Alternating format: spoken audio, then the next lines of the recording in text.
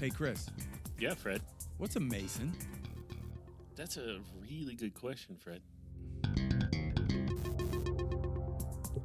You've reached the internet's home for all things masonry. Join Chris and I as we plumb the depths of our ancient craft. From the common gavel to the trowel, nothing is off the table. So grab your tools and let's get to work. This is On the Level. Oh my gosh, we're back. The rebel yell. We cannot live without the rebel yell. I believe last night the rebel yell was called for during Some poor guy. someone Actually, called for the rebel yell. People were poor people because one guy was like, "Do it!" Everyone was like, "What?" Do what? Don't do it here. But we did it. We did it. We did. Did it what? Did where? What were we doing last night, Chris? I can't remember. We had the last Master Mason Association meeting here in District 23. Wait, last one? For the year. You were not ever. You were president, weren't you? Yeah. Oh my goodness. So that means you're not president anymore. Oh, it's so How's that feel? really good. Ah. Really good. The best gavel drop I think I gave all year was the one at the end last night. You've got a couple of final gavel drops coming here.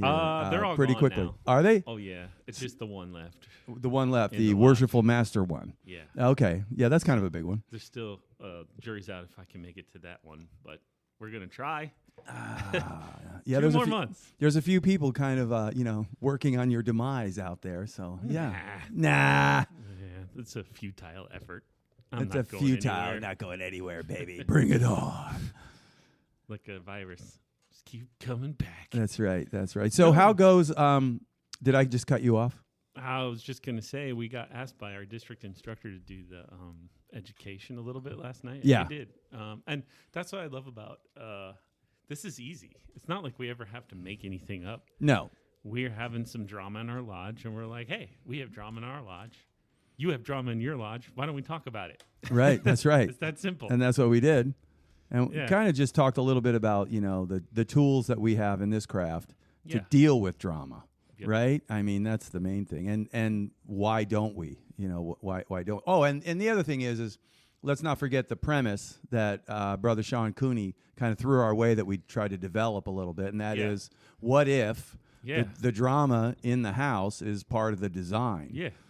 So that we can learn. That's right. why we're all doing it. We're all experiencing it. That's it, man. It's training wheels for life. Oh, So training wheels for life. like Deal with that. it in the house, I like that. and then when you go out of the house, you're not such an ass. Yeah. I don't know. Hopefully. Hopefully. Ask your wife. That's right. Well, Well- I got to say, I am thrilled that we do have a guest We do. this morning. Get out. Yes, he is the national. The national. He is a national champion of ultimate Frisbee. Oh, you Definitely went not a back. champion. You went back.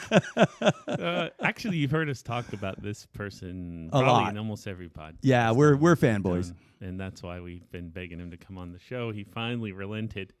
And here he is. Here he is, right Right worshipful Hart. Thank you for coming. It you is for having it is our honor to have you. So tell us a little bit about your career as an ultimate Frisbee Yes, champion, that's please. why you're here. Let's be very clear here. My last ultimate game was at least 24 years ago. Wait, I've been lied to. You lied to me. I did. I just wanted to see this happen. This is magic. I was playing in my 40s, but That's I'm crazy a little that older it was than that now. 25 years ago? It was a big deal? Yeah. it's Huh. still a- Is it the still a kind big of deal. is it the kind of Frisbee where you got the goals, or is that Frisbee golf? No. No, it's the. Yeah, that's it's why like they call soccer with a disc. it. Yes. Soccer with a disc. Okay, but there's another one where there's like these cages Yeah. throughout the you play like golf. It's I like think that's golf. Frisbee Disc golf. golf. Okay, so that's Disc not. golf. This is ultimate Frisbee is like soccer with A Frisbee. Frisbee. I got you. Okay. I think I've seen that played like in college campuses and stuff. It's a good game. Yeah, Running game. running game. So that can't be bad. Yeah. Yep. Which is why I don't play anymore. Yeah, right. You would think that by the sound of it, it's no big deal. But I actually used to work with like 5 Ultimate Frisbee players. One of them was on the pro Jacksonville Cannons team at the time. Those guys' bodies are banged up. Oh, is that right? They're like 25-year-olds. And Right. you think they were playing professional like sumo wrestling. Like, Right. My knee's blown out. My leg cracks whenever I move it in this direction. It's Right. like, geez, you're 25, man. You're playing Frisbee. Right. What are you doing with your life? It's a high contact sport. Yeah, apparently. anytime There's you get zero padding. They're running full speed. right. Yeah, They're diving. I raised my sons in soccer in Southern California, in Colorado, and they played competitively. So we traveled all over the country Frisbee? to play. No, this is just soccer because ultimate Frisbee is soccer with a Frisbee, Gotcha. as we've already covered. So we were at a real high level of soccer play in the competitive world, and all of the coaches were professional soccer players. One of them was Rob Lipp, who was real famous. He was with Colorado Avalanche and a super talented kid. But at 27 years old, he could barely walk.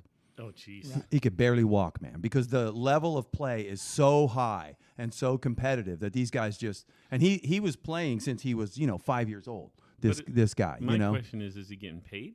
Oh, he got paid real well. Okay. And then it's worth it to give up the body if you're making millions. yeah, he did real well actually. He got a contract to play for them. He played out his contract, secured a ton of money, and then ended up working for a really famous insurance group. And his name is kind of like he's actually an insurance broker now, and he's just making gobs of money in the Denver market. And smart kid, but. At 27 years old, he could barely walk. That was my point. I don't know how we got on that trail. Can we find another trail to get down? Well, let's stay on this one for 1 second. My son was Jake, who's a member of Sarasota Lodge, was a referee for when Ultimate went pro. Oh, okay. Wow. Wow. Okay. And of course, referees are running more than the Ultimate players, and the Ultimate players run a lot. So Yeah. Right, yeah. it actually is a good sport, and I think it's Olympic sport now. Oh, is it really? I did not know that. Wow. You can find it on ESPN 27 somewhere. I would always joke with the guys. I was telling Fred before the show, I'd say, how do you feel about the fact that your sport actually gets huge attendance when dogs play it, but not when humans do? And it's true. People watch dogs do that World Open thing. Oh, the World Open, they the retrieve Frisbee thing. dog Yeah. Frisbee thing. Yeah, that's right. Border Collies are almost always the champions because they're just superior life forms, having two of them. Aha. So, anyways, right, Worshipful. So, give us kind of a little background about your Masonic career. Where'd you start, and kind of give us a 30,000-foot view of who you are and where you come from. Yeah. I was raised in 1988 at Sarasota 147. Wow. My Masonic record says that I was junior steward in 1990 and marshal in 1991, which I had no idea I'd ever been a marshal. It's just on my record. I got in line and I had to drop out. I started a new career, had 2 kids in diapers. And Yeah. Right. That happens. Yep, that yeah, happens. exactly. So, and it was the right thing to happen because, I was involved at the lodge in the 3rd degree for quite a bit, and then got pretty involved in Scottish Rite and the Shrine. Mm.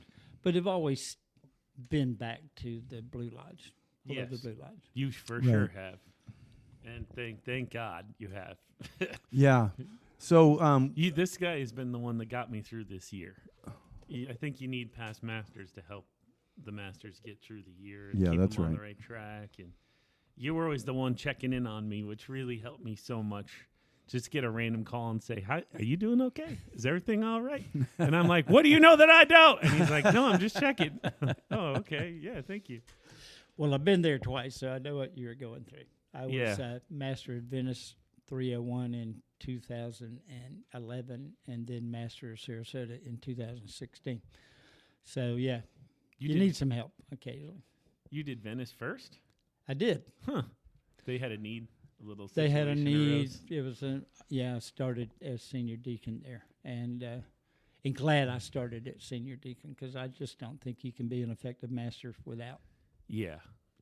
being really good at that part. Whether you did it for the entire year, you better know the part. Right. yeah, that's right. Right. I still look at that as like, I don't know why, but like that chair I identified with so closely that I still get mad when I see other people sitting in it. Like it's my chair, you know? Do you have that about any of the chairs? Well, you probably the East. You're like, who are these clowns thinking they can run a lodge? That's my chair. Well, I like being senior deacon. I'm going to get to do it Saturday. Yes. You know, you're moving, and Right. Yeah. for me, it's a lot easier to be in the degree than to sit there and watch it. Yes. So I'm the same. Yeah. I mean, it's like almost meditation to sit and watch it, you know, because like everything that's going to happen, and it's happening, and it's almost like boom, and it's calming, but it's really boring. Like you want to be in the action, right? Where's my line? Once you've been there, yeah. Put me in, coach. It's hard. Well, right? that's what I was just going to say, because being, only raised 2.5 years ago, sitting on the sidelines during degrees for me is awesome, because I'm just totally focused on every word, hearing it and Taking experiencing it, taking it in, so that when my time comes up, I've got it in my head, and Yeah, I look over and see you mouthing words all the during time, all the degrees, time. I'm which trying to is- get it in there, So you can get it in all day long, but until you get it back out, get it in and then get it back out. Yeah. That's when you really learn it. That's when you really get to know it. And we made a commitment this coming year, several of us, to go through silver to gold card. We're going to Yeah. do 52 Yeah. weekly get-togethers to try by the end of the year to get both of those cards for me, Yeah. Wade. Shout out to Wade, brother Wade out there, and a couple of other guys, right? Yeah. That'll be fun. Treat it just like a regular catechism class, but going through all the proficiency cards Yep. instead. Yeah, it'll be fun. It'll be a lot of fun. Yeah. So, Right Worshipful, Let tell me know us. how I can help with that. I'm so glad you said that. You shouldn't have said that. Now we have 2 classes a week, everyone. Hey, I'm down with it. There's the yell. Hey, I'm down with it. It would be great to have those things in a year's time. Not only just because we should be educating ourselves and growing in Masonry, but also it's going to be a lot of fun.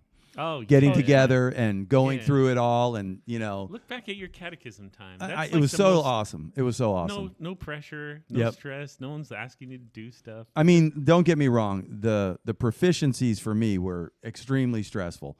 Well, I my first remember. one was EA was because we were just not prepared for it. Yeah. I got to be honest with it. Fellowcraft was great.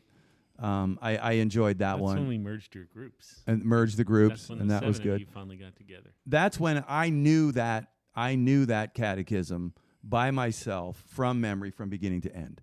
I did not the EA. I only knew my parts barely. But this one I remember saying it to you over the phone while I was driving from beginning to end that one time, and I was like, damn, I just did this. That was Feels awesome. good. Sense of pride. Yeah, Did it really was. And There was a moment I know where you're like, I don't think this is for me. that We was had during the that EA. We didn't, but your instructor came to me and said, we're about to lose Fred. Yeah, you were too, because I was just like this. I don't know, man. I think I got some kind of brain problem here because I can't remember.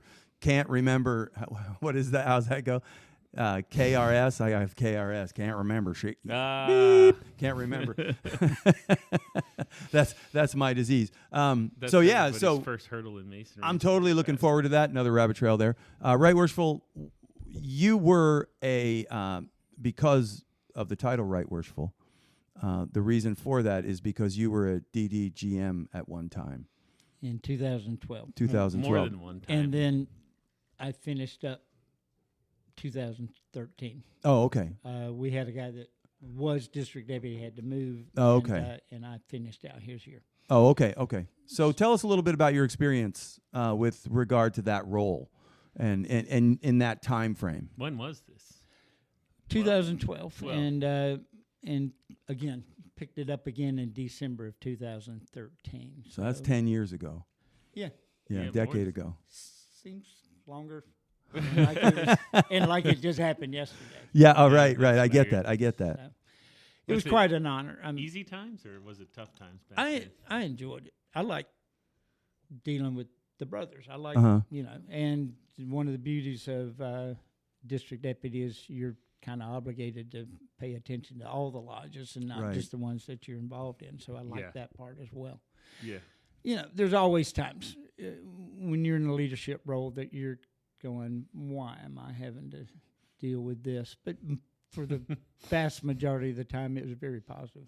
Yeah, Very and positive. you're required to visit every lodge In my first year, 4 times. 4 times. Each 4 lodge? times. Wow. Yeah. 9 lodges at the time? Yeah, so you had your official visit, and then you had a follow-up visit with the worshipful master and the secretary.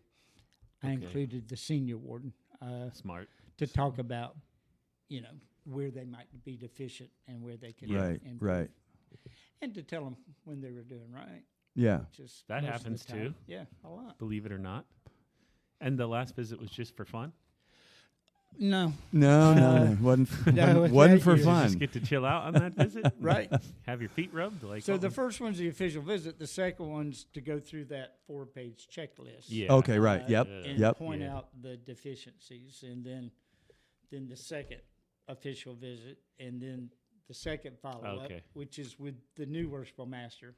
Okay, yeah. I see. Usually the same old secretary. Usually. Almost Yeah. always. So if it didn't get changed from the first visit, your only hopes with the senior warden, because Yeah. if the secretary didn't change it on the first visit, he's not going to change it on the second. Right. That's right. Yeah. I hope people were listening to that. What you said, you included the senior warden in your official visit because you were going to see him again in your year. And it's good for him to know what the issues are. He needs to know what he's Yeah. getting into. Yeah, that's right. 'Cause- That's right. And unfortunately, and look, you're counting down the last 2 months. Yeah. You just said that you're no longer president of the Right. Master Mason Association, but you are for 2 more months. You just don't have another meeting, right? He's not installed till January. He's hesitating to answer that Wait, one. what? Hold Sorry. on. Sorry for the bad news, but you don't get out that easy. Yeah. Okay. Well, I mean, the thing is, I came in and got my checklist done, and I had never seen that checklist before. So I'm sitting there looking at it for the first time, answering Right. questions about, wait, we didn't do that? Secretary? Wait. Oh, it was Wait, a you were tough there? moment. I'm the Our treasurer. I'm junior sitting warden right got next to him. mad and slammed the door and walked out. In the Oh, middle it of the was- meeting. it was I'm an like, interesting- Oh my God, what's happening? I Yeah. don't have any control over this. And of course, situation. Right Worshipful Davies, he's just calm. He's like, all right, let's go to the Oh, next I'm one. sure he's seen worse. And Yeah. everybody's like, we're all dodging. We're playing dodge the question here, and he's just like, okay, let's it go on to the depends next on one. what your definition of the Next word one? is. Yeah, right. And the irony is that checklist has been around for years. Right. So it's Yeah. not So a crazy. surprise to the secretary. No. He's No. seen it before. Yeah. Although they always act surprised, like, what? Well, I- What? Worshipful Master, why didn't you? I'm like, what? I Wait, didn't even hold know. on. But our senior warden was there because I knew I can't do that to that guy. What's happening to me? Right. Right. So, and that was Zach. Yeah. And so Zach was aware of it. But I don't know if every lodge does that. So for the DDGM to make sure it happens is very wise Right. move. Yeah, that is a wise move. I had to argue to get that Oh, done. I don't doubt it. And I'm going, look, if you want change, the senior warden's the guy, because a lot of lodges have secretaries who've been around for a long time and they're set in their ways. Yeah. And they've seen that list before, so if it hasn't changed and they've been the secretary for the last 5 years, you know where the problem is. Right. And let's Sure. be honest, most DDGMs aren't going to push that hard. They're not really going to say, take care of this or else, for the most part. All of those go to Grand Lodge, and technically the Grand Master could look at one of those reports and show up at a lodge. Yep. It could happen. It could happen. And here in Florida, it may, that they may be getting a little more strict on things. So I think it they be- should, as long as they handle it correctly. Yeah. Come in slowly, but let it. And it has been known. We have been I put think on so. notice Yeah. that it's going to become more, and we're going to be doing masonry as masonry more and more and more as time goes on. It Well- sounds like that's the direction Grand Lodge wants to go in, and I'm a fan of it myself. Yeah, I don't mind the accountability. That's either, right, yeah. Personally. This year, I guess the Grandmaster directed the district instructor to sit and grade each officer individually on how they do in the official Right. visit opening. Yeah. Each officer? Wow. Yeah, he's Okay. he's Yeah. grading each one of us as individuals, and they don't tell you how you do. Yeah, oh, right. no, Well, unless it's You know how you something do. really bad, I then mean, you're yeah. gonna know when they show up at the door and say, "Oh, what are you here for?" It's like, "I'm here to talk to that guy over there." Yeah. Ooh, dun, dun, I mean, it makes dun. sense if you think about it. If you just report to the Grand Lodge, they got like a 60 in their opening. Like, who's the problem? Right. How do they fix that? Yeah. But if you're doing them individually and you're, the senior warden is, that's going to watch that guy. Yeah. do Yeah. so. Yeah. But what effect can they have? It's up to the lodge It's- whether they're going to advance that guy or not. Absolutely. And the Grand Lodge can know about it all day long, but I'd be curious it's still to know up to the lodge. what is the plan? Why do they want that information? How can you act on it? Data is always a good thing. if it's used correctly. So the more data you get, if you know how to read data, you're an insurance agent. You understand the value of good data. Yeah. So that's probably real estate. We're not real estate. Sorry, insurance broker. Yeah, you caught the drift though. You did say insurance. You said Oh, did I insurance. say Yeah. insurance? Yeah. All right. Apparently, I've had enough coffee. We're here to talk to Fred today. Apparently Let so. Fred Yes. come to the surface. Yeah. Right. Yeah. Don't talk to Fred any day. Anyway. Okay. So rabbit trail brought and rabbit trail. Oh, sorry. He keeps rolling up my cords there. May I ask a question? Yes, please. Our Please shut Fred up. Distinguished Right Worshipful District Deputy, Barry D. Hart. I don't know if we ever said his full name. I'm curious. Why did you join Freemasonry? What got you to join in the first place back then? The down and dirty answer is my dad said show up at the lodge and your handed dad me a was a piece of Mason. paper. My dad was a Mason. Also, a number of because I'd moved to Sarasota in '85 and I joined in '87. Was raised in '88. That was fast. But there were a number of men that I knew that I'd met in Sarasota that were also Masons, and Okay. I'm looking at those guys going, well, if it's good for them, it must be good for me. You know how it is. Yeah. You don't really know what you're getting into. No. Until you No, get that's into right. it. Well, your dad was a Mason. Did he Right. not talk about it that much at home? I know that generation tend to not talk about it much. I hear that a lot. Yeah. He said what he could say, Okay. what he thought he could say, Which which is a lot less than what you can say. right. But Right. I didn't know the right questions to ask anyway. Right. So, so honestly, I went to the library and looked it up. Nice. It's there. Yeah. Yeah. I got a book called Freemasonry for Dummies, and it's all there. Yeah, that's Right. A great That book tells you Yeah. everything. It's a good book. Yeah, Yeah. that actually is a really good It doesn't book. reveal any secrets, I No. don't No. think, but that's where you realize there aren't that many secrets. Like, Right, they just that's told right. me everything here in the book. Yeah. Yeah, And- it's a good overview for anybody out there who's Yeah. wondering, EAs out there that are listening. Masonry for Dummies is definitely helpful. And for simpletons like me, it has pictures. So it was does have very, very helpful. Yeah. No, it is actually incredibly helpful. And even if you've been a Mason, it might not hurt to look at that book Yeah. for some time, because it does tell you what we're here to do in much better terms than we do in our million hours of talking about Freemasonry. Right. So, Right Worshipful, what is your highest...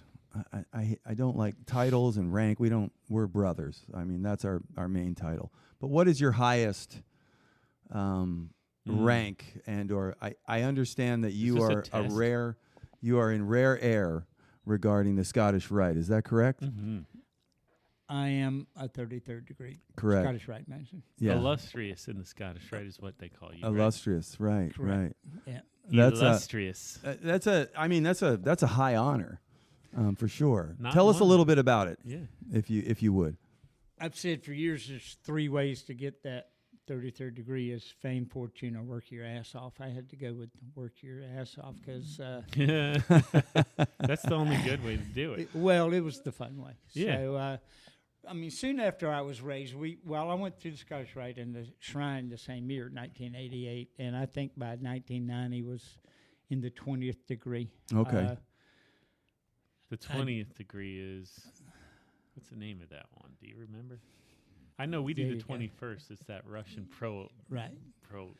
The 20th, it's got the 9 candles.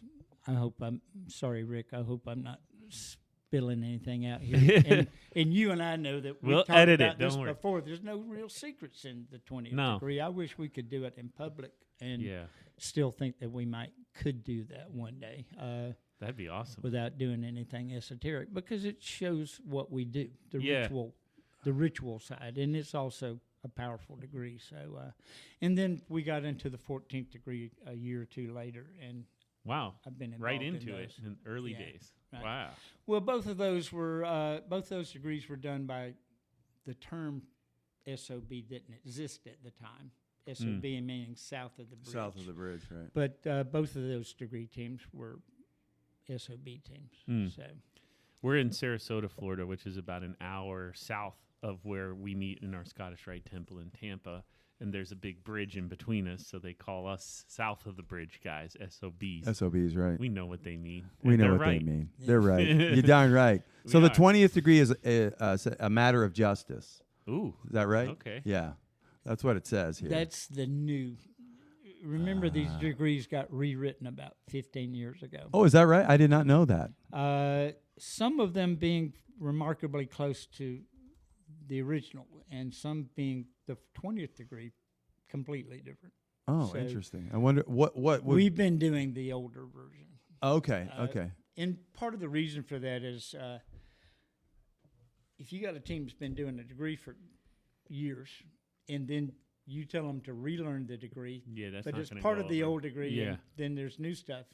That's not going to You've go got to over well. start with new guys, or you've got to have some really good ritualists to be able to start the old track and know where to divert.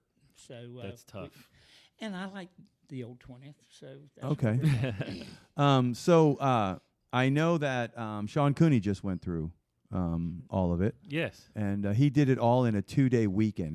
Was that your experience, or was it different back then? When I went through, we did 2 weekends, and we went up Friday night.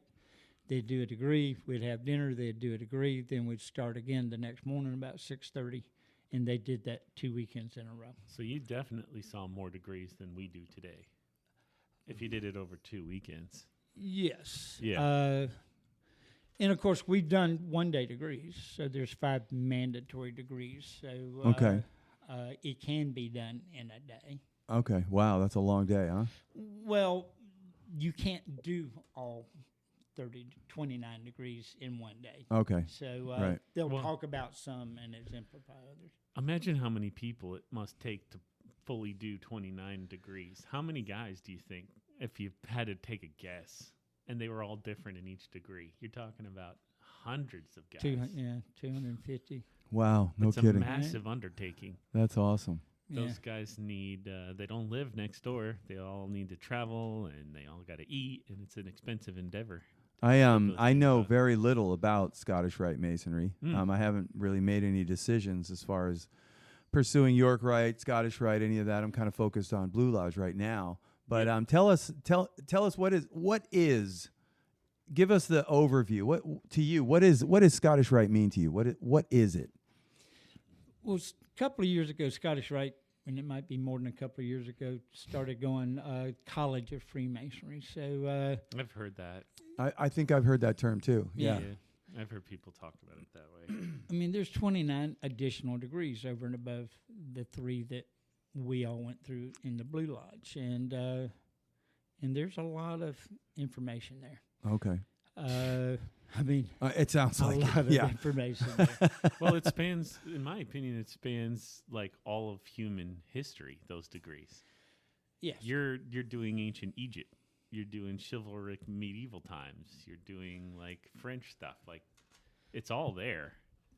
Well, remember what happened, right? Albert Pike, because there was all of these degrees all over Europe that had been in different countries. and Okay. he kind of pulled it all together and drew out these 29, which was the southern jurisdiction of the Scottish Rite, and organized it. Oh, so that okay. we're all kind of doing the same thing now.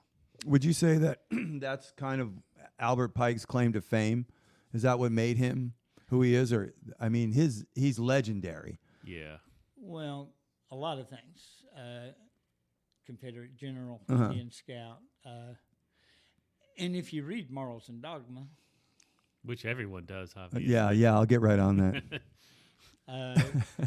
you'll see what was going on. There was no television in the 1800s, and these guys Yeah. went around and spoke, and the more words you had, the more people wanted to listen. Oh, Yeah. right. Okay. So that's part of the problem with Morals and Dogma is he's writing it in the conversation of the day, and it's Yeah. complicated for somebody today to read that and be able to Yeah. wash Right. it down to something that means something. Yeah. It's like any other text, from a text from a different generation. Somebody needs to step up and rewrite it in the vernacular of the day, which would be real helpful. And that's been done to a degree. Has it? There's an abridged Morals of Dogma now, which is pretty good. Nice. So, The concept still applies. You said the more words you have, the more people listen. Only you have to replace the word money with word. Yeah. And the concept still applies today. Yeah, The right. more money you have, the more people will listen to you. Yeah, that's right. The concept's alive and well. We just use a different word. So as far as Scottish Rite goes, it's an extension of Masonry, but it is, you don't have to be a Scottish Rite Mason to be a Mason. So there are 3 degrees in Masonry, but going forward, is it just is it an addition to Masonry, or is it part of the Masonic experience? You know what I'm saying? You know what I'm trying to say? Is this? I feel like it's an addition. Are you missing out on something by not doing it? Yes. I think Anything so. you don't do, you're missing out on. Well, I know, but in Masonry, can you be a fulfilled, vibrant Mason without going into these 2, York Rite and or Yes, Scottish Rite? you can. For sure. And I think one of the failures of Masonry is we tend to, as soon as we raise that guy, we go, oh, here's a petition. And I did it. I mean, right. I was raised in April of '88. I went through, back then you had to go through the Scottish Rite or the York Rite before you become a Shriner. Oh, wow. That rule is no longer in existence. But yeah, so I went through the Scottish Rite that year and then went through the Shrine that year. And when did you do the York Rite? About 10 years later. Okay. My dad had gone York Rite in Georgia, but had gone Scottish Rite when he moved to Florida. Okay. So I got pushed in that direction to begin with, and then got kind of involved in it. But I wanted to see what was going on in York Rite, which is why I joined. They have some really awesome degrees. They do. Especially the later ones. I found them to be, that last one maybe superior to anything I saw in the Scottish Rite. It was impressive. And there are 15 degrees in York Rite. York Rite, right? Yeah. Okay. Less degrees, but it's kind of the same content, sort of, that they're covering. Yeah. You know, different, a little different way that they do it. They say that the York Rite is got a more Christian focus. I've heard that. Yeah, and that's where the Knights Templar and all that comes in too, right? Yeah. Yeah. I Interesting. think at some point in the York Rite, there's a degree where you cross a bridge, right? And Correct. you're going from the Old Testament to the New Testament symbolically. Interesting. Yeah. And our Jewish brothers typically don't do that one. That's unfortunate because, in the Scottish Rite, one of my favorite degrees was the one where your soul's being weighed by the Egyptian gods in the afterlife. Now, I'm not an Egyptian, but I sure think that degree is awesome. And I get the moral lesson that they're trying to tell me from it. So maybe it could be the same for our Jewish brothers. You're not converting here. You're just observing and trying to take the moral lesson. Well, they're but not. I believe in that degree. You have to profess. Yeah, Well, I've heard that you have to profess you have to be baptized, carefully. and you have to profess. Well, they baptize you in the Scottish Rite too. Oh, do they? I didn't know that. Yeah, in the 14th you do it. I guess you shouldn't. Probably shouldn't give away too much here. Don't give away too much. I could tell you why, but No, don't do that. Don't do that. We have a somewhat, like I said, you get kind of the same content, but it does have a different slant. And going back to the part with Jewish brothers don't want to cross over from Old Testament to New Testament, the reason they don't want to do that is because it violates their doctrine. Yeah. And it violates their belief. There's things in my belief structure that I can't violate either, and that I won't, because that's what makes my faith what it is. So you have to, What would be an example of something that you couldn't violate out of curiosity? Well, there's some of the prayers. Christians, we don't pray to. Somebody told me once, I pray. The very first time I was asked to pray, I pray like a Christian, because I am. That was me. Was that you? And it's just like you can't pray like that. Could you please say a prayer? He's like, yeah, sure. In Jesus' name we pray, amen. I was like, ooh, maybe be careful with that part. And he said, well, then don't ask me to say a prayer. No, what you said was you have to have more generic prayers. Yeah. Your prayers need to be more generic. And I said, I don't pray to generic gods, and I don't pray generic prayers. Don't ask me to pray then. So no one usually asks me to pray. Although the other day, Justin Broom did, and I did modify it. Yeah. But adjust it and stuff. But anyways, I think that's the beauty of Masonry. Yeah. I mean, we all come to it with our different faith structures, And if you know what your faith says and what it doesn't say, well, then you're able to navigate through this, and it should sharpen you in your Masonic life and in your faith life too, because you should be able to look at what it is that's in front of you and make decisions and do what is right as far as what you believe. Because if you say you believe something and you don't follow it, well, then do you believe it? I don't know. Right. That's the thing. So it's. And in reality, a lot of these things aren't owned by one faith as people think they are. Baptism isn't a solely Christian thing. Baptism is a Jewish thing. The cleansing of your soul through water has been done in like countless societies. In the Jewish and Christian faith, it is for the remission of sin. Yeah. One is baptized to declare to the world that I am changing. I'm turning 180 degrees.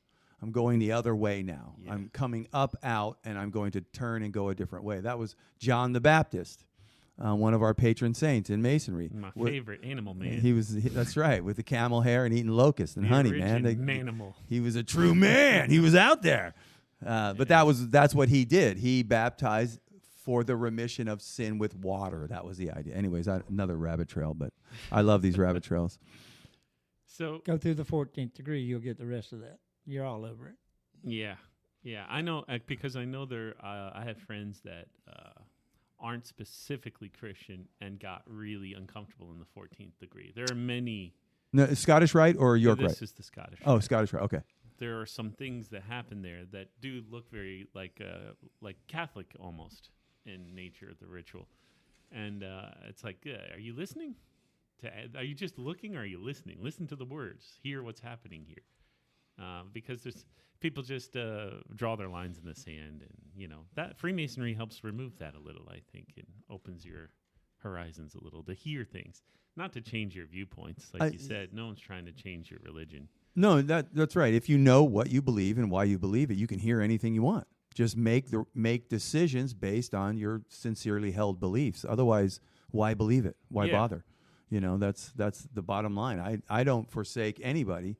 Or judge anybody for their belief structures. My judgment comes in when you tell me you believe something, and then you can't tell me what it is. That's or tell me you believe in it, and I have to believe in it too. Yeah, no, that's the wrong way. That's my favorite one. Because human beings, the way we are, if you tell me I have to believe something, well, I'm not going to believe it just for that reason. Exactly. I'll believe it if you give me a good reason. The best reason to believe something is if you look at a person's life and you say, well, that guy's got something there. There's something there in that guy's life that I need to find out about. And you have earned the right to speak because the person is asking you, because you live differently, or whatever it is, whatever faith it is. For Christians, this is huge. This is a huge thing. What's that? Living it. Oh. Living it out before the world is a huge thing. It is for Masons. As for anybody, sure. But being called a hypocrite, because you profess one thing, but live another thing, is absolute taboo in my faith. I try my best. I fail miserably. For something that's absolute taboo, I find that hard to believe.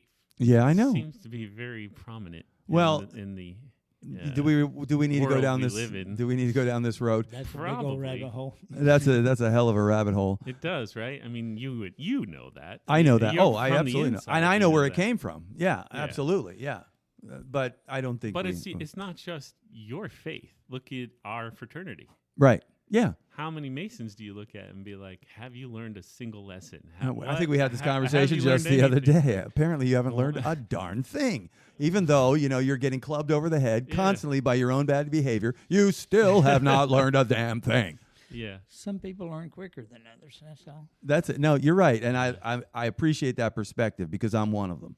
I don't learn the first time. I got to get a little, the back of my head's got to be good and soft before I'm like, hey, you know what? I probably ought to change direction here.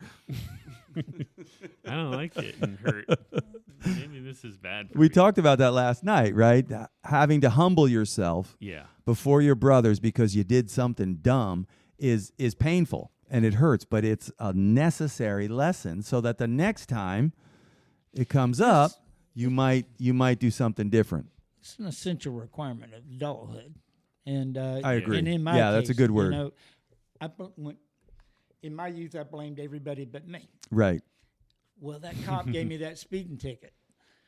Well, if I hadn't been speeding, I wouldn't have got it. Right. He right. wouldn't have had to give it to me. It was my fault. And that's once you understand that you have control over some things, and even if you don't have control, you have control over your actions. That's and right. That's something that we all need to work on. That's right. Yeah, I am responsible for my responses. Thank you. You know, I absolutely am. I'm not responsible for the guy that either you could lie about me, you can steal from me, you can hurt me, but I still have control over the way I respond to it. And that's, like you said, that's Right. Basics of adulthood. It is. It really is. We're grown-ass men. You know, we should be, we say this all the time, you're a Mason, you're a grown man. Yeah. We should be behaving differently than this. Yeah, and you know what? We're not going to, because there's so many of us, and we're all in different stages of our life. Like you said, when you were young, you're different than you are today, and we're all on this journey. But we should all be moving in the same direction. Correct. At least. Yeah. At least. Right. You should be trying to get better. Yeah. I find that in our district, there are a lot of men ahead of me in this Masonic walk who are willing to, you know, impart their wisdom and their experience back to, and I've talked to other Masons from other districts where this is not the case. We're pretty unique. Our district in Florida, some of the districts out there, those lodges will not speak to each other. I mean, they're in competition, and it's just like, you know, there's really no leadership. You're not visiting other lodges. You're not getting experiences from people who like yourself, right? Where so you've been at this a long time, and you got a lot to share for those coming up behind you. That is not the case in a lot of districts out there. There is, you know, a lot of strife and separation going on out there. Even in our district, we have at least one lodge that didn't make it to the Master Mason Association all year, not one time. And we've sent delegates. I personally have been to that lodge asking the officers, please, Right. because I'm ignorant. I don't know.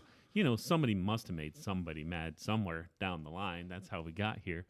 So I don't even know the situation anymore. Like, that's how old the drama must be. Well, and it says a lot that the worshipful master and president of the worshipful master of 147, who is the president of the MMA, went to your lodge to ask what's going on, and he still doesn't know. So No, that says I still don't know. Right. So that'll tell you how that went.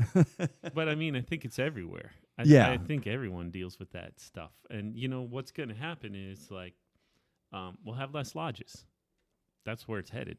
It's true. We will, and maybe that's good for the fraternity. Now, I heard isn't Grand Lodge trying to do something as far as cleaning all that up, trying to either bring lodges together and lodges that aren't making Masons, you know, come to them and find out what it is, you know, that they want to do. And who was talking about that?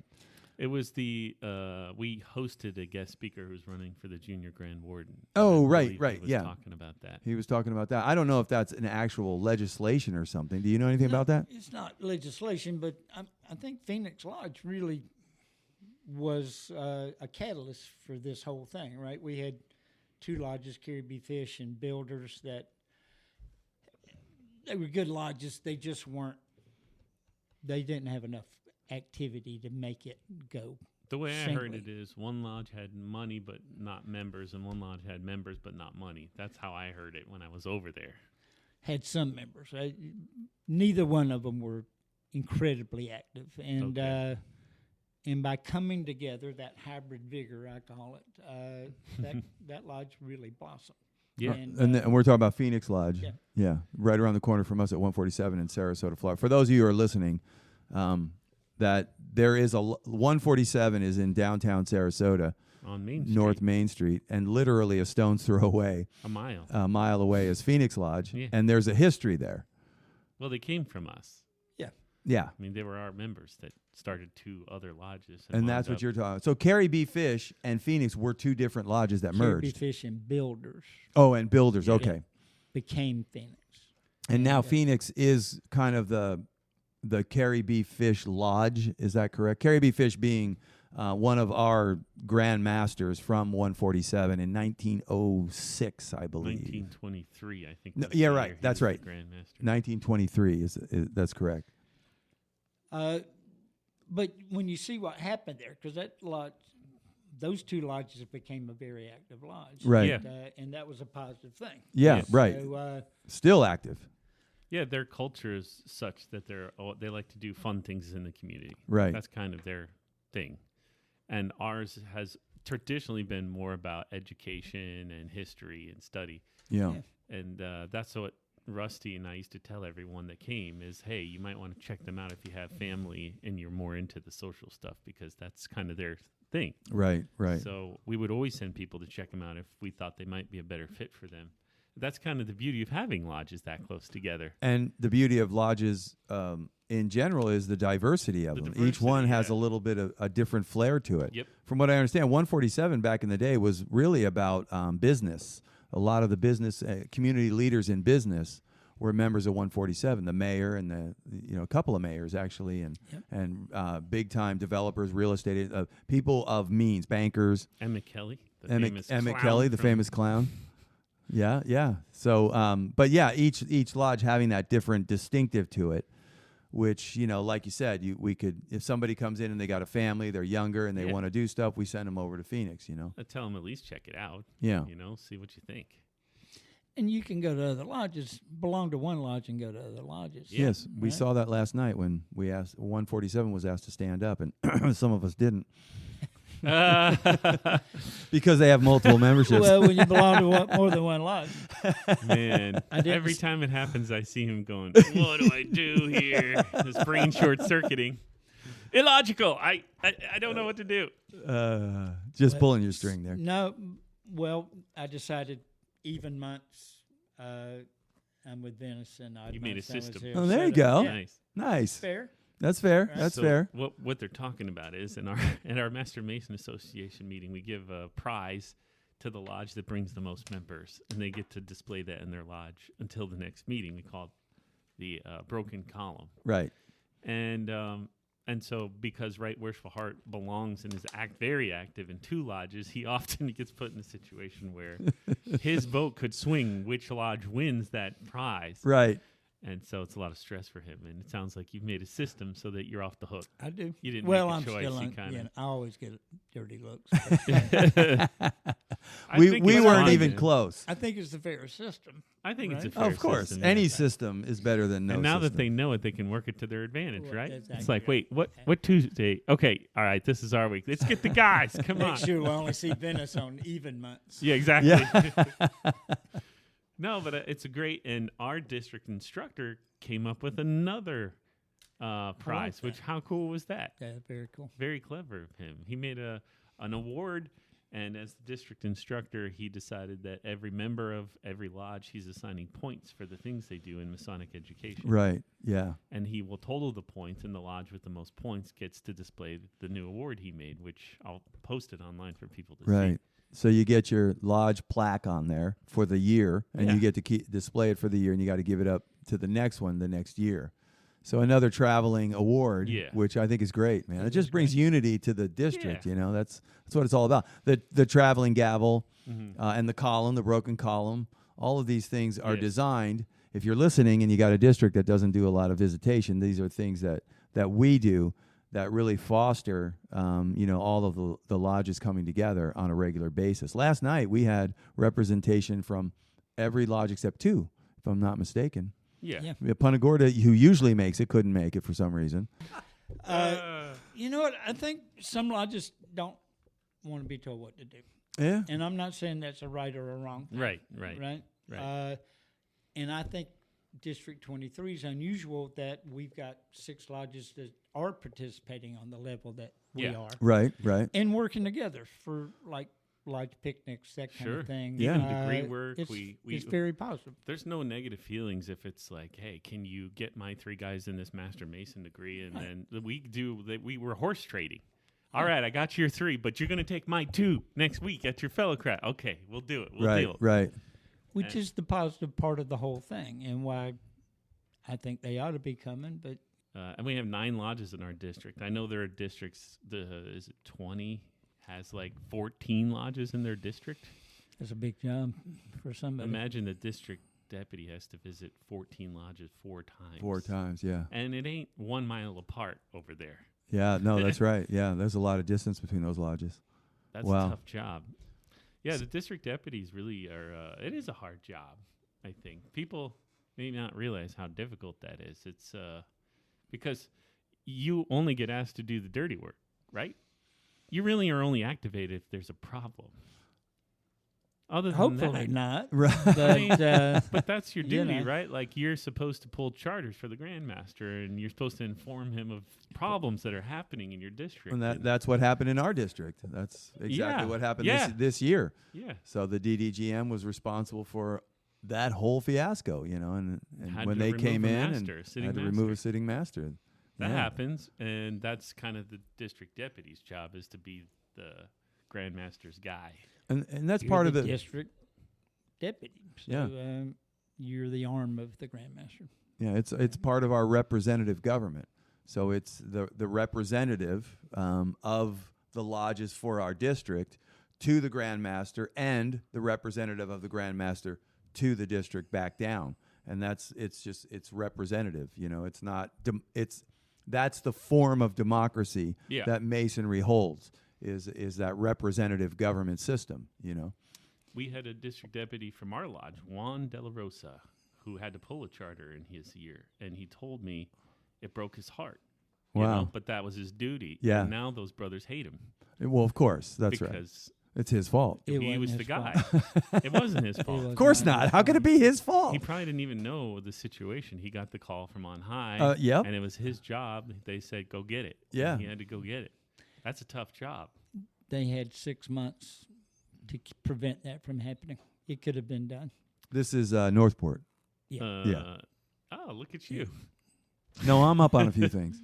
I'm up on all the bad stuff. Yeah, Yeah, all the bad stuff. And the good stuff. yeah, we're up on stuff. We know what we talked about this last night in lodge. The bad.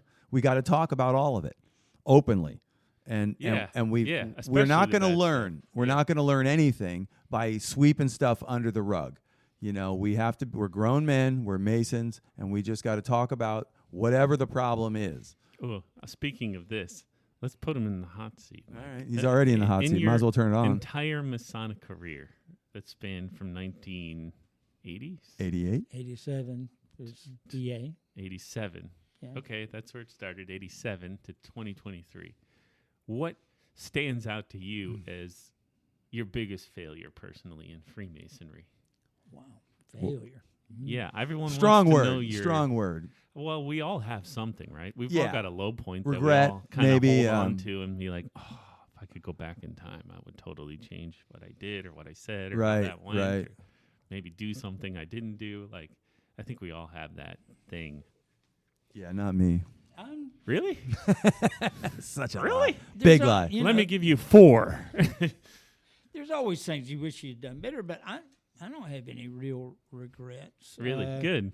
Except for what I didn't have control over. Yeah.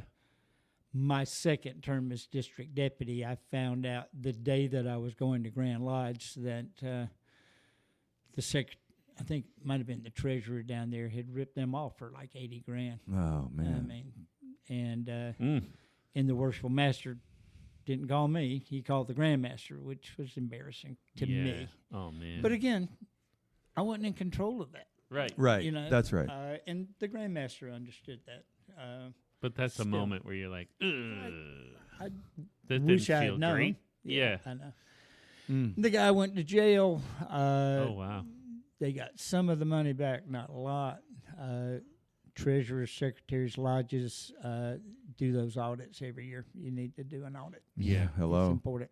Don't just sign the paper. Yeah. Working on it. Exactly. Yeah, I'm going through a little bit of that right now because I took over pro tem for half a year, and the previous audits, the previous months were from somebody else, and I was being pressured to sign off on it. It's like, I'm not signing off on any of that, man. It wasn't me. Good. That's It's not the right me. way to behave. I mean, I will tally it all up based on past records, and I'll put it in there. But there's going to be a big note on there that it wasn't me Not mine. that did any of this, and it wasn't me that tallied any of it.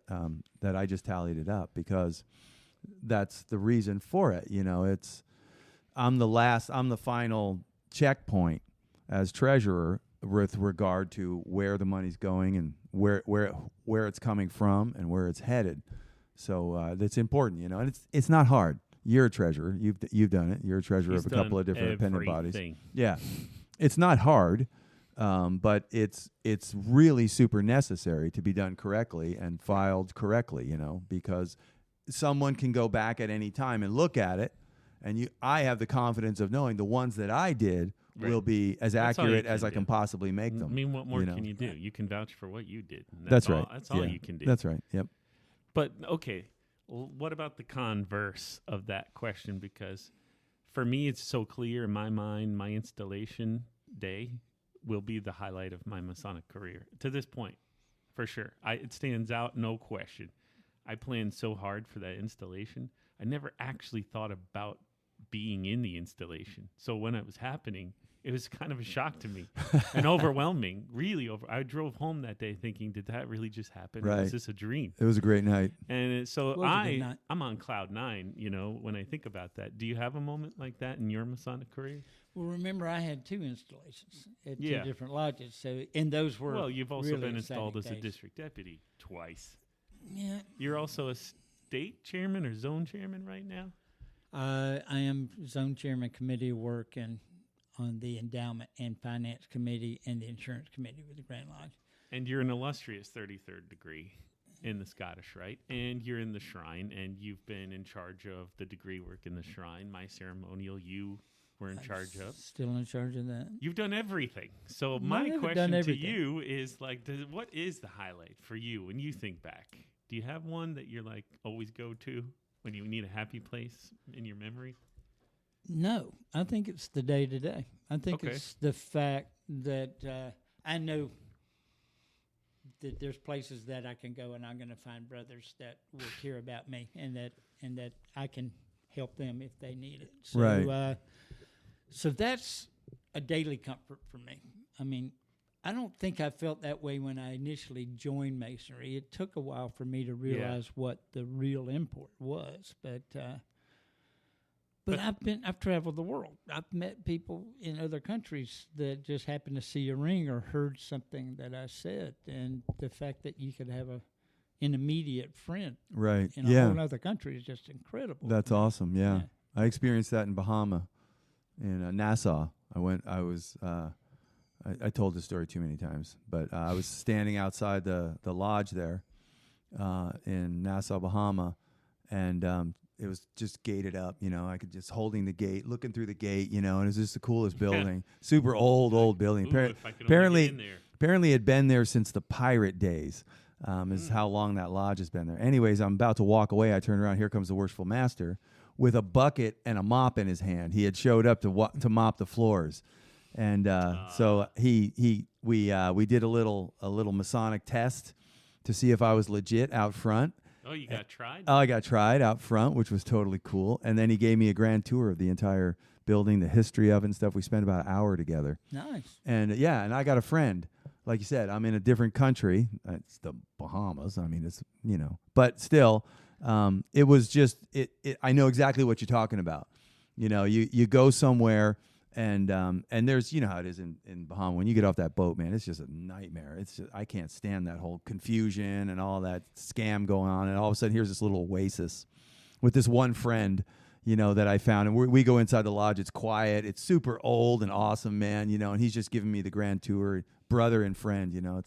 It's where else are you going to get that, man?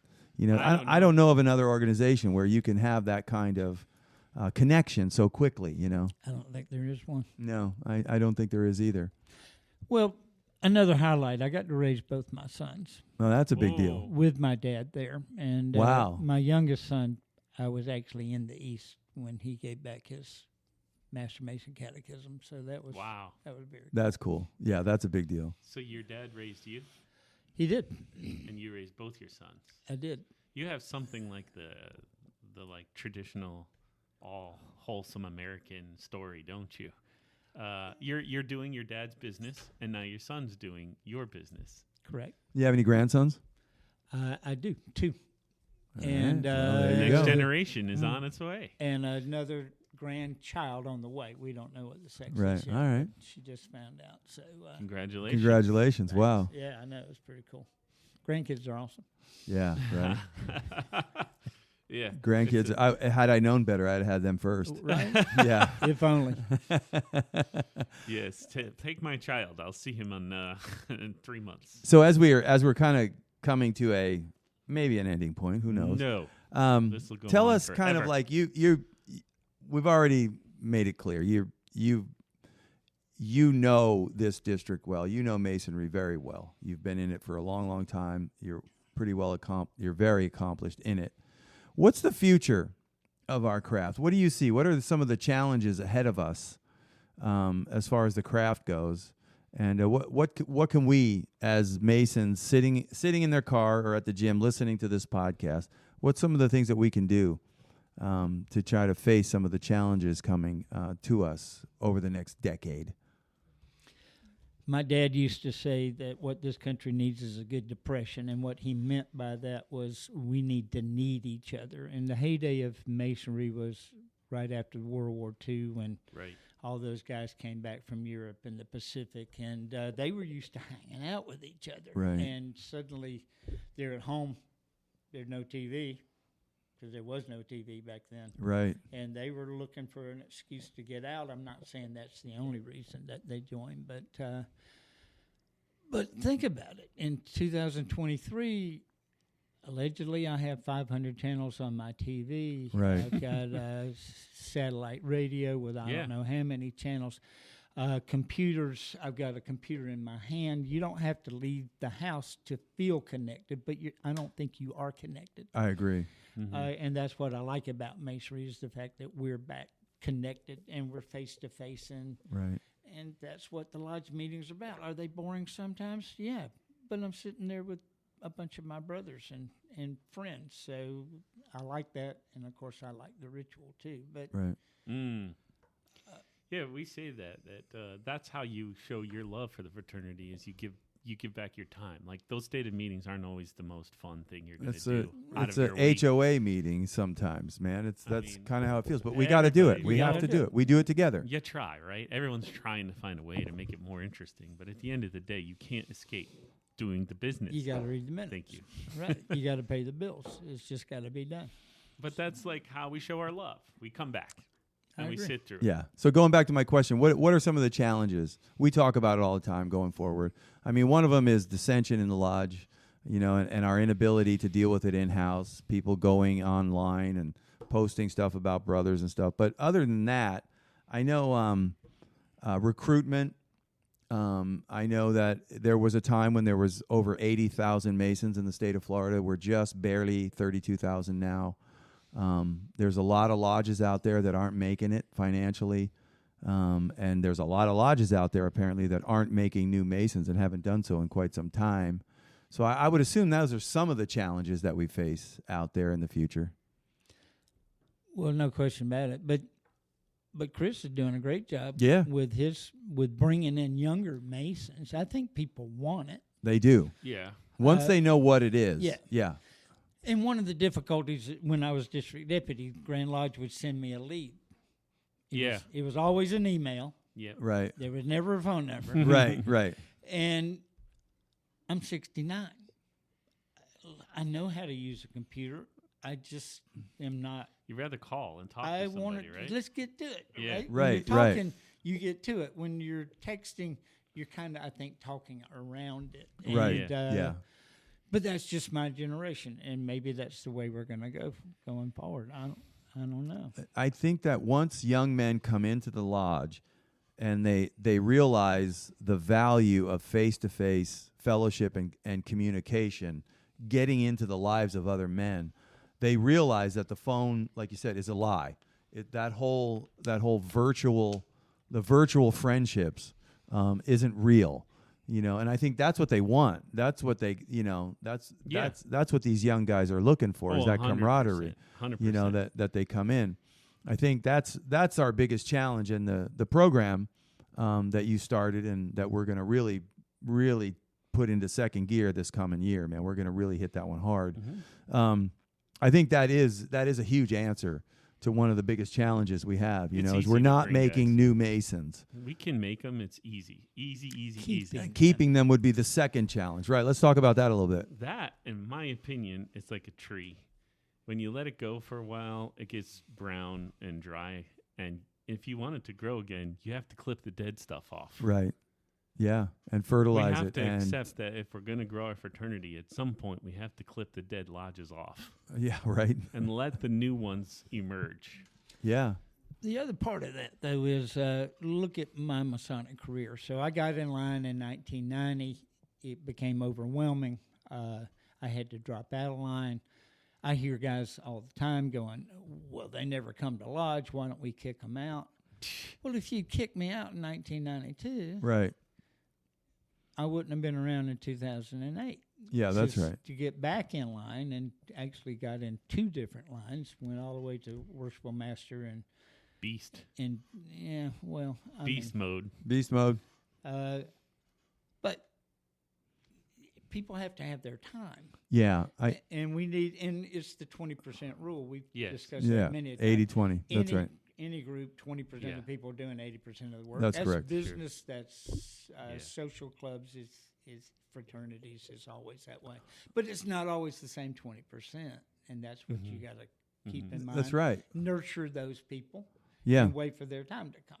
And I think if your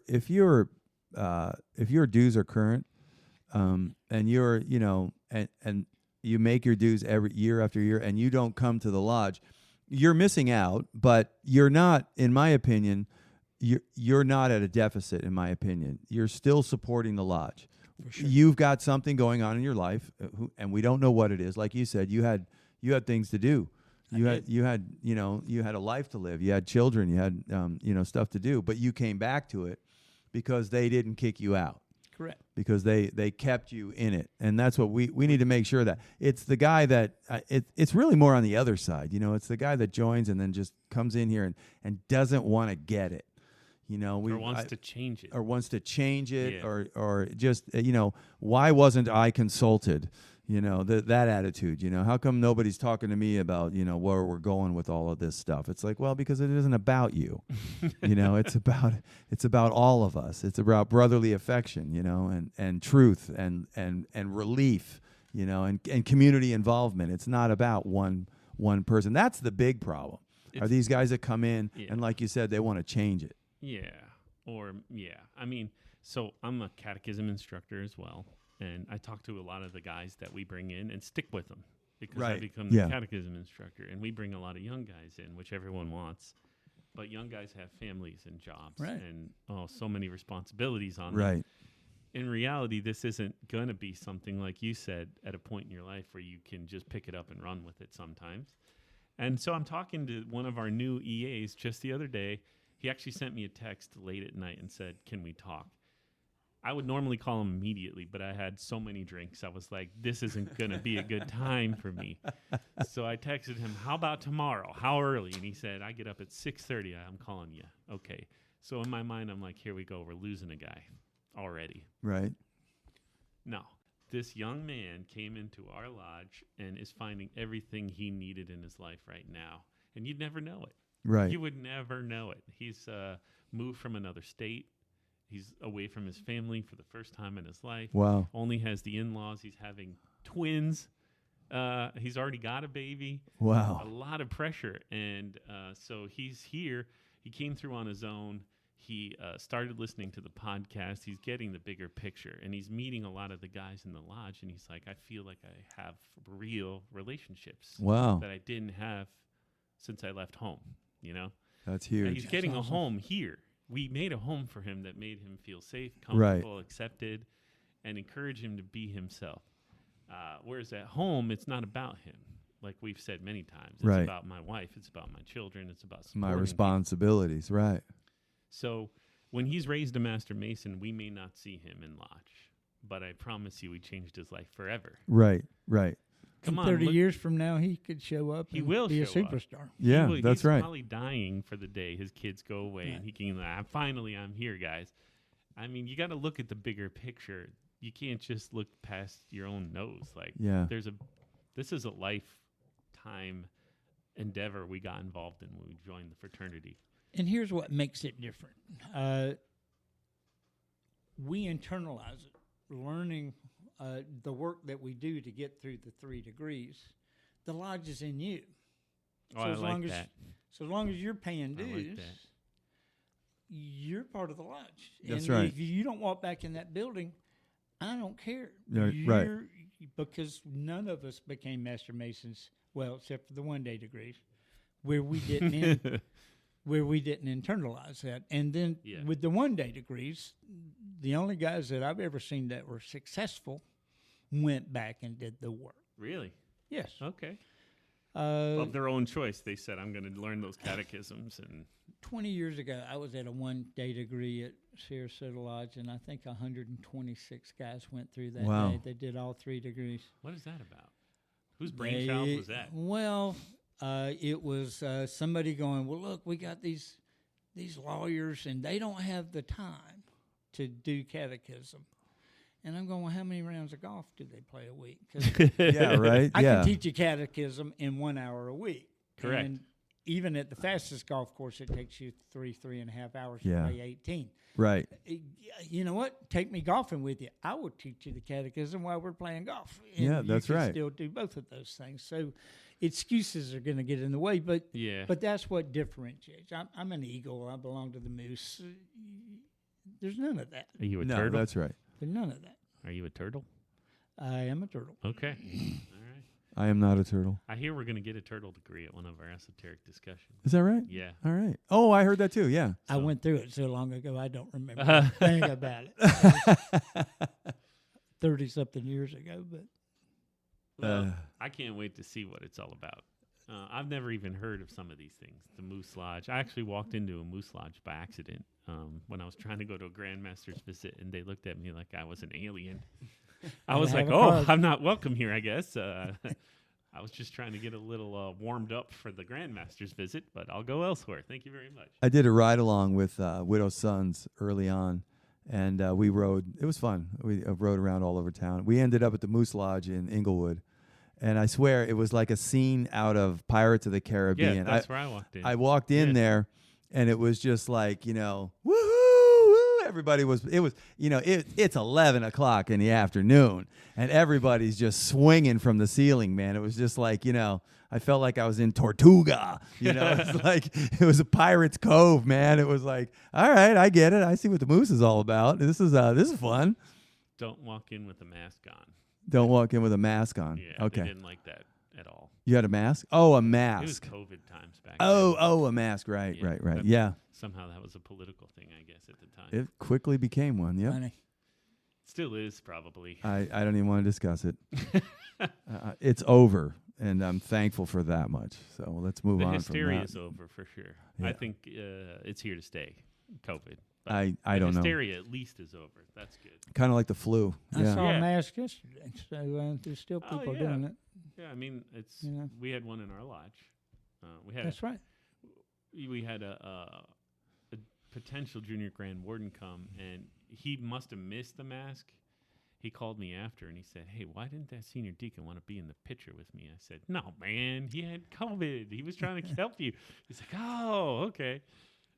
You know, because if you don't wear a mask, people don't know. He's trying to be Right. responsible and distance, according to whatever the guidelines are today. I haven't checked. They used to change often. I thought And- you stayed home for 5 days, but Yeah, something like that. I 5 think- days is it after you 10 test days or- negative. 5 after you 5? test negative. Yeah, but that's the thing. You might not test negative. I've had employees that never tested negative like weeks after they had it. It's like, you're still testing positive? Come to work. Yeah, right. fine. Yeah, you're fine. Get in here. How do you feel? I feel great. Get to work. Now I don't feel so good. Yeah. I'm calling in well. I feel way too good to be coming to work. Yeah, right. Yeah, I'm going fishing. That's right. Well, right, worshipful. It has been. It's been a great conversation. Anything you want to share with us on our way out? What's next? What are you excited about? What's next for you?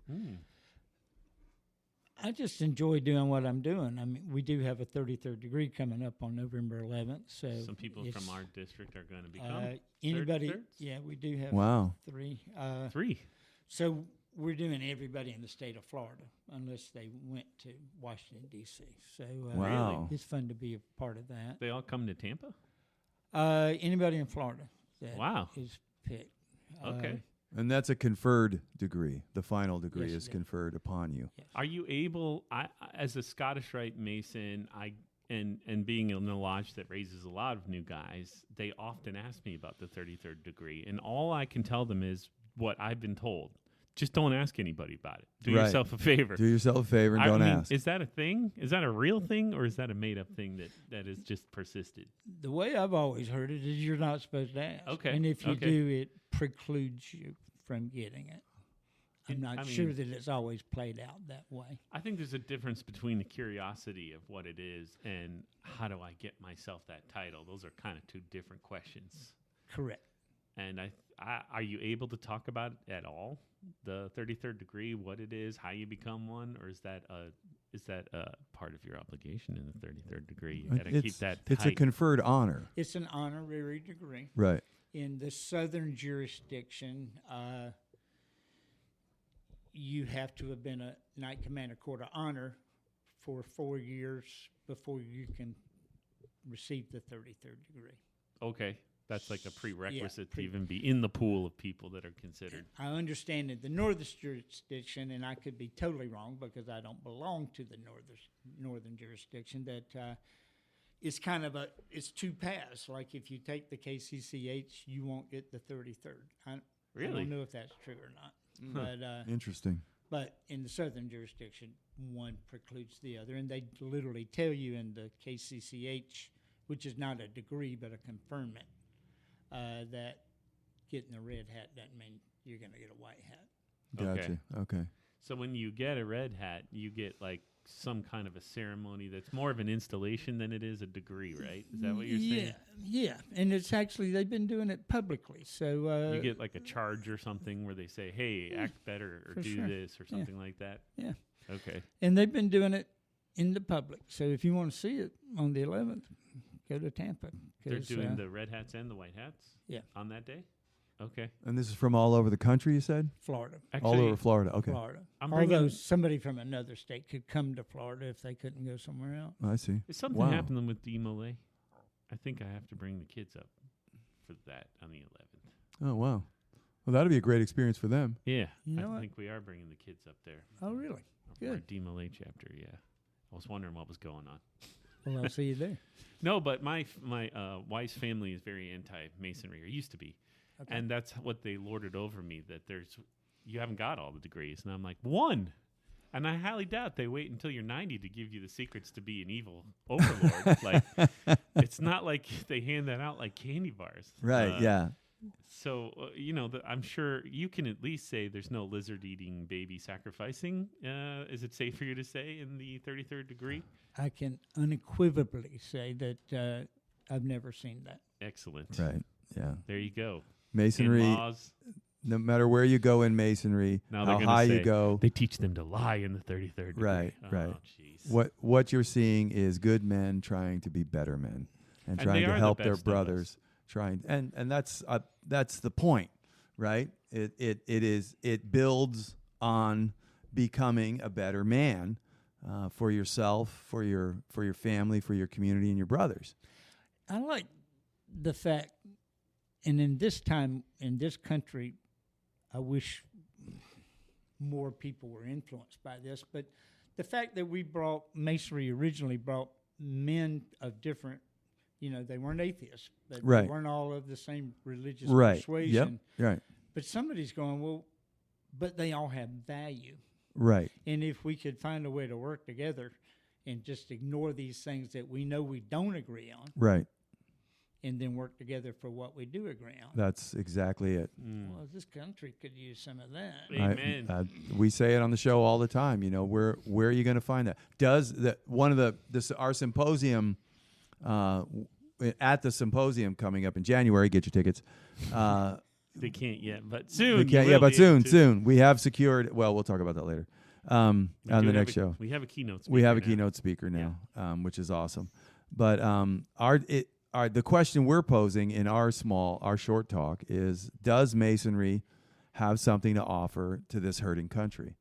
And we're going to go through. so. Yeah, Just I all think the so too. answers to all of our problems. That's all. It just has a lot of answers to the young man's problems in this country. You know, young men are lost, and I've been doing the stats for this talk. You know, doing a little of the research on the stats. It's not good, man. Young men are they're dying. We're losing them, and I don't know of a nation that thinks it can survive without strong, well-directed young men. You're out of your mind if you think you're going anywhere without them in the car. So, and they're not in the car. They're killing themselves, and they're checking out, and they're losing opportunity left and right. So Masonry addresses specifically those things that are missing in a young man's life who's out there struggling. So that's one of the things that we're going to be addressing at the symposium, if I can get it together in time, and you and will. I can, It'll we'll happen. see. You're going to help me, so that's why I know it's going to work. It will happen. That's right. I don't know if it'll work, but it'll happen. Right, Worshipful, send us out with a positive word. Give us something. I'm sorry about putting you on the spot there, but the sound of the music, and this is our outro. We always blow it, and we do it really bad. Maybe you could actually do a good one. What do you got? What do you got for us on the way out?